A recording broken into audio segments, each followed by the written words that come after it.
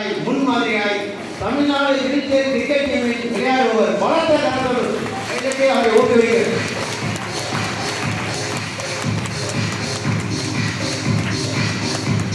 தொடர்ந்து ஆரோக்கிய செல்வி அம்மா அவர்கள்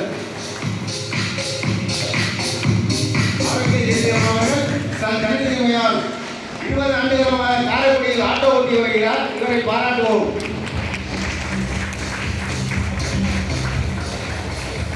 அதனைத் தொடர்ந்து திரு ஆர் லோகநாதன் அவர்கள் மாற்றுத்திறனாளியாய் தன் சமூகத்தை ஊக்குவிப்பவர்.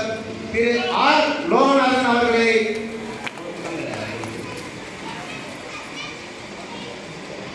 மேடைக்கு அழைக்கிறோம்.